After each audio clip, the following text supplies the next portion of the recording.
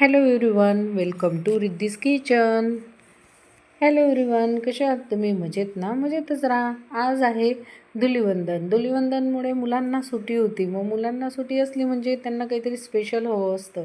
त्याच्यासाठी मी आज पावभाजी बनवत आहे. पावभाजी बनवण्यासाठी मी एक पाव फ्लावर घेतला, अर्धा किलो वाटाणे, अर्धा किलो बटाटे, एक पाव शिमला मिरची आणि एक पाव टोमॅटो सगळे बारीक कट करून घेतले.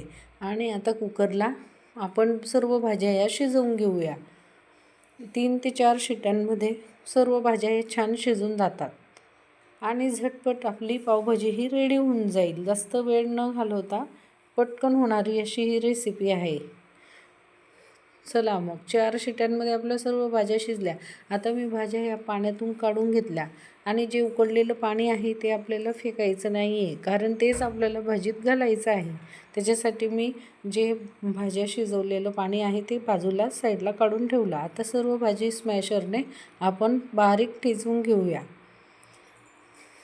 पावभाजी म्हटली म्हणजे त्याच्यात समजत नाही की आपण कोणकोणत्या भाज्या ॲड केलेल्या आहे, कारण पूर्ण आपण बारीक स्मॅश केलेलं असतं. त्यासाठी आपल्याला एकही भाजी असं लक्षात येणार नाही अशी ही पावभाजी असते. चला मग बोलता बोलता सर्व भाज्या ह्या मस्त स्मॅश होऊन गेल्या. आता फोडणीसाठी मी 4 ते 5 कांदे चिरले, एक मोठी कांडी लसूणची बारीक कुटून घेतली आणि त्याच्यात अद्रकही टाकले, कढीपत्ता घेतला आणि कोथिंबीर. आता एका कढईमध्ये तेल, जिरं, मोहरी टाकली, त्यांना चांगलं तडकू द्यायचं. त्याच्यानंतर लसूण आणि अद्रकची पेस्ट घातली, कढीपत्ता घातला.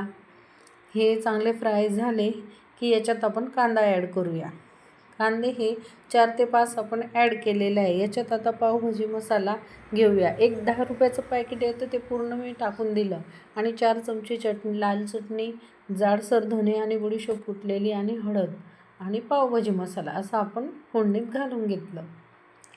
तेलात चटणी ही चांगली फ्राय झाली की जे आपण उकडलेल्या भाज्यांचं पाणी होतं साईडला ठेवलेलं, त्यातले 2 चमचे पाणी आपण फोडणीत घालूया, जेणेकरून लाल चटणी ही जळायला नको म्हणून. असं पूर्ण मिक्स करून घेऊया. हे बघा, आपलं फोडणी एकदम छान दिसत आहे, तरीवाली. आता अजून थोडं पाणी घालूया आणि चांगलं फ्राय करून घेऊया. याच्यात आता मी जे भाज्या स्मॅश केल्या होत्या त्या सर्व घालून देईल.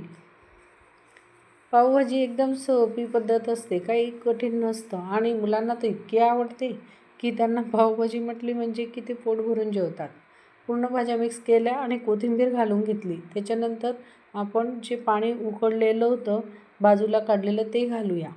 दाटसर अशी पावभाजी बनवायची आहे, त्यामुळे पाणी जास्त घालायचं नाही आहे आणि जास्त वेळ शिजवायची पण गरज नाही. अगोदरच आपण त्याला कुकरमध्ये शिजवून घेतलं होतं. हे बघा, अशी थिकनेस आपल्याला पावभाजीची पाहिजे, जास्त पातळही नाही आणि जास्त घट्टही नाही. पावसोबत खायची म्हटली म्हणजे मीडियमच पाहिजे असते, म्हणून आपण अशी हे घट्टसरपणा ठेवूया. भाजीला उकळ आली, याला चवीनुसार मीठ घालून घेतलं. भाजी ही 5 ते 10 मिनटं आपण कमी गॅसवर मस्त शिजवून घेऊया. पावभाजीचा एकदम छान सुगंध असा दरवळत आहे. हे बघा, माझ्याकडे बटर नव्हतं, मी बटरही घालते फोडणीत, पण बटर नसल्यामुळे मी तेलातच फोडणी दिली. आता पावभाजीला छान तरी आली आहे आणि घट्टपणाही आला आहे. हे बघा,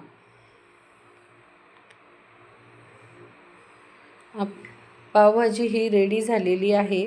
आता आपण पाव कापून घेऊया. पाव हे मधल्या भागात कट करून घेऊया.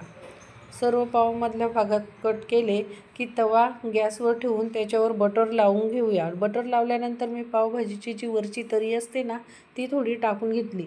आपण हॉटेलमध्ये पावभाजी खायला जातो तिलाही अशीच तरी असते. झाली मग आपली झटकीपट अशी पावभाजी.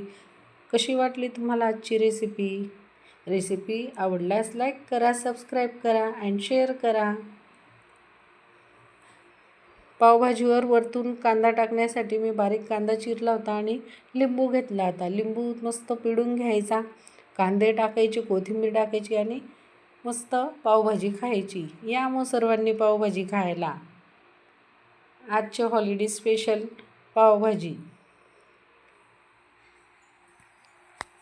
अशाच नवनवीन रेसिपी पाहत राहा आणि रिद्धीज किचनला सबस्क्राईब करत राहा. या मग यूट्यूब फॅमिली पावभाजी खायला. धन्यवाद.